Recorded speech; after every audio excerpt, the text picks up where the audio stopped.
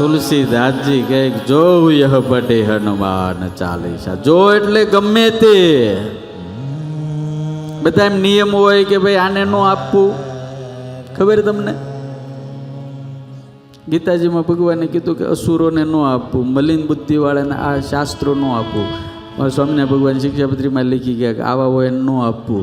પણ તુલસીદાસજી કોઈ ભેદભાવ નહીં.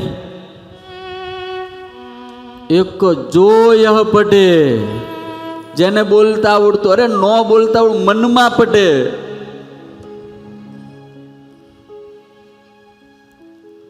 પુરુષ હોય તોય ભલે, સ્ત્રી હોય તોય ભલે, અને પુરુષ અને સ્ત્રી ન હોય વચ્ચેના હોય તોય ભલે મારા બાપ. જો યહ પઢે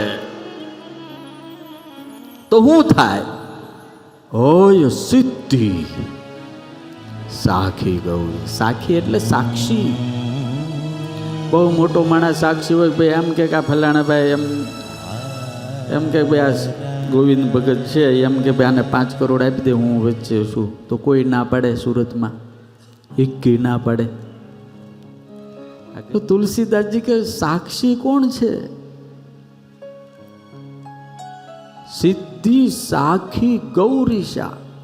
ગૌરી એટલે પાર્વતી અને એના ઈશ એટલે શિવ. એકલો માણા હોય ને તો ફરી જાય. સમજાય? એકલાને કોઈ ભાડે ઘર ન આપે.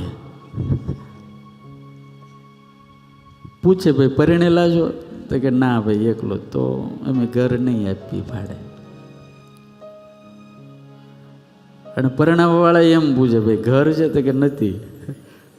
ઘર વગર કોઈ કન્યા આપે નહીં, અને કન્યા વગર કોઈ ઘર આપે નહીં. આવું ક્યાં એવો હલવાય હરખઈ નો માળો. કેટલી ઉપાધિ. એટલે બહેનોનો વિશ્વાસ. એટલે તુલસીદાસજી કે ભગવાન એકલા નહીં, તો બોલે ભંડારી છે ભાઈ. પણ હારે પાર્વતીને રાખે કે પાર્વતી સહિત ભગવાન શિવ આના સાક્ષી છે. અને તુલસીદાસજી કાંઈ એવા નહોતા, ખાલી કલમના માણસ નહોતા. એને તો જે દેખાતું હતું એ લખતા હતા. એને તો હનુમાનજી કહેતા હતા એ લખતા હતા યાર. छूट ही बंदी महासुख होय, बंधनों से मुक्त हो जाएगा.